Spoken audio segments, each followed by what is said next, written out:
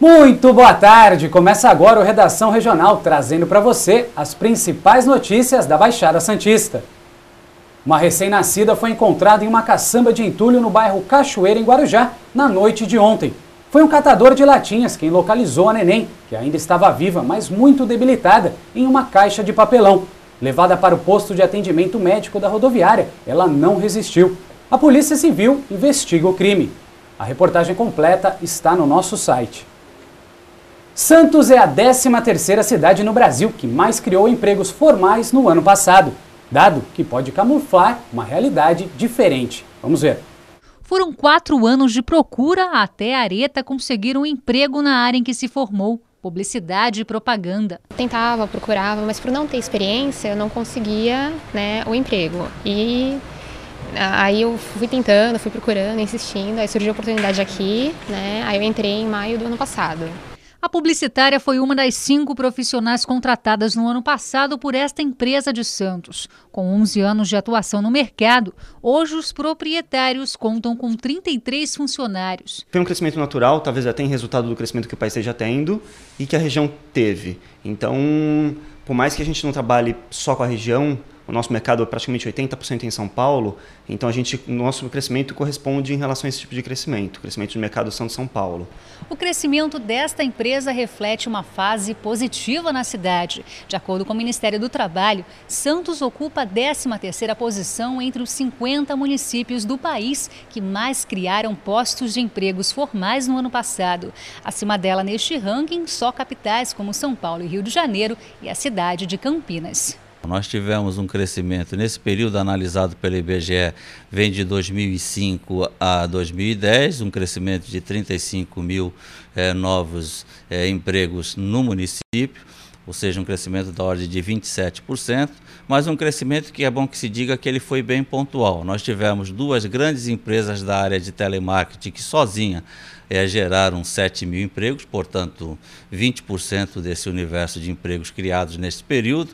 E, além disso, foi motivado pelo boom imobiliário. Muitos lançamentos imobiliários no município aqueceram o mercado da construção civil, mas é bom também lembrar que esse mercado é um mercado sazonal, ou seja, depende de uma continuidade. O economista afirma que, apesar da boa colocação de Santos neste ranking, o índice de empregabilidade da região ainda está abaixo das médias estadual e nacional. Por exemplo, a Baixada Santista cresceu o mercado de trabalho 34% no período de 10 anos, de 2001 a 2010, enquanto o mercado de trabalho do estado cresceu 54% e o mercado de trabalho nacional 56%. A expectativa para os próximos anos é uma incógnita. A gente vê com bons olhos aí o mercado ligado à bacia de gás e petróleo, em que pese a gente está correndo contra o tempo na formação da mão de obra técnica, que é uma exigência desse mercado.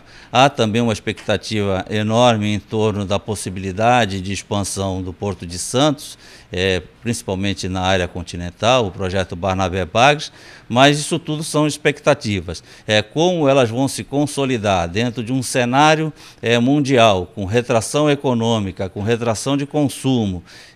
Então, isso deve, como nós somos uma região eminentemente prestadora de serviços, dependemos muito dessa relação internacional aí do comércio exterior, a gente nem sabe ainda de que modo a recessão mundial vai influenciar na economia brasileira e, por consequência, na economia regional, sobretudo em função do Porto de Santos. Pesquisa revela que o almoço fora de casa em São Vicente é o segundo mais caro do país. Para o Sindicato dos Bares e Restaurantes da Baixada Santista, o resultado do levantamento não vai provocar queda nos preços. Dona Diva adora comer fora.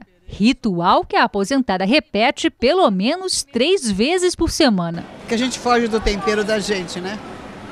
Porque o tempero da gente todo dia enjoa. A variedade dos pratos e a praticidade dos restaurantes self-service atraem cada vez mais gente. É mais prático, mais vantagem, né? É bem melhor também. Mas comer fora todos os dias pode sair caro e pesar no orçamento.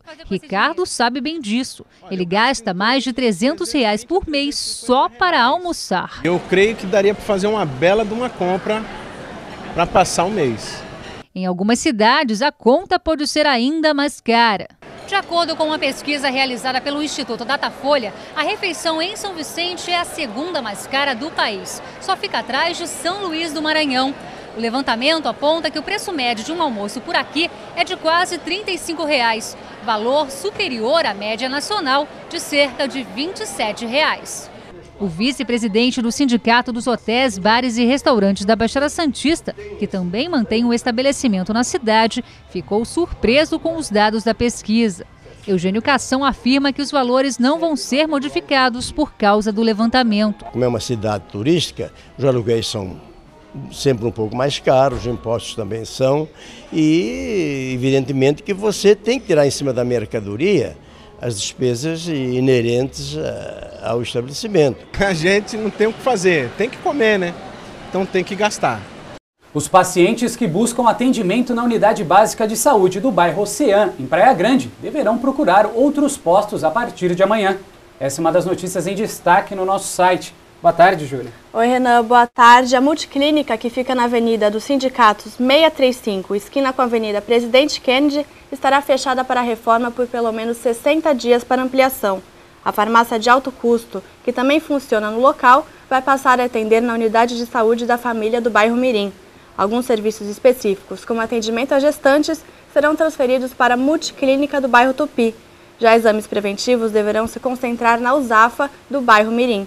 A reportagem completa está no nosso site santaceciliatv.com.br/redação regional. O Centro Português em Santos agora está aberto à visitação pública. O local, em breve, ainda deverá ter cursos de teatro ministrados pelo ator Nuno Léo Maia. O casarão imponente da Rua Amador Bueno, em Santos, abriga o Centro Cultural Português. O edifício, no estilo neo-manuelino, foi construído em 1898 e deu início às atividades na região no dia 1º de dezembro daquele ano. A imigração era muito forte para o Brasil e muitos portugueses vinham para aqui, a maior parte deles analfabetos. Então este centro foi um grupo de um punhado de portugueses com mais instrução que se propuseram a criar o Centro Português para que esses portugueses tivessem a oportunidade de estudar, de dar apoio aos portugueses menos favorecidos. No interior desse casarão está o Salão Camoniano, feito em homenagem ao ilustre escritor português Luís de Camões. Nas paredes, pintadas à mão, estão quadros que ajudam a contar a história de Portugal. Nós temos o quadro da coroação do primeiro rei de Portugal, Dom Afonso Henriques, denominado o Conquistador, e temos um quadro muito importante que representa Portugal esteve sob o domínio espanhol durante 60 anos, chamada época filipina. Filipe I, Filipe II e Filipe III. Então, no 1º de dezembro de 1640, Portugal se libertou do jugo espanhol. Nesse outro salão, mais relíquias, como este exemplar de Os Lusíadas, folheado a ouro e editado especialmente para Dom Pedro II. Outro destaque é esse piano de cauda, fabricado em 1874. Tem um valor extraordinário e é uma relíquia aqui do Centro Cultural Português. O Teatro do Centro Cultural ainda passa por reformas. O espaço, com capacidade para 450 pessoas, deve ser entregue em agosto desse ano. A gente quer oferecer ao centro da cidade mais um espaço cultural em que possamos inserir a cultura portuguesa também. Todas essas curiosidades estão disponíveis ao público que quiser conhecer um pouco mais da história portuguesa. As visitas são gratuitas e acontecem de segunda a sexta-feira, das 9 da manhã às 5 da tarde.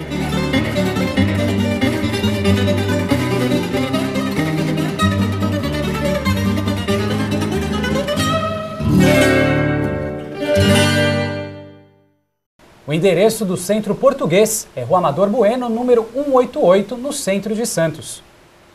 A cantora Simone Anselmo se apresenta amanhã no Teatro Guarani, em Santos. Ontem nós exibimos uma reportagem sobre o show e anunciamos o sorteio de um par de ingressos.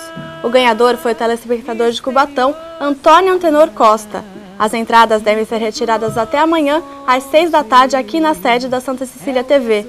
O endereço é Rua Cesário Mota, número 8, 7º andar, bairro do Boqueirão. E a edição de hoje do Redação Regional termina com o show da cantora Negrali, que se apresenta hoje no Sesc de Santos, a partir das 9h30 da noite. Os ingressos custam de R$ 2 a R$ 8 e podem ser obtidos na bilheteria do Sesc. Nós voltamos amanhã, às 1h15. Boa tarde. Boa tarde e até amanhã.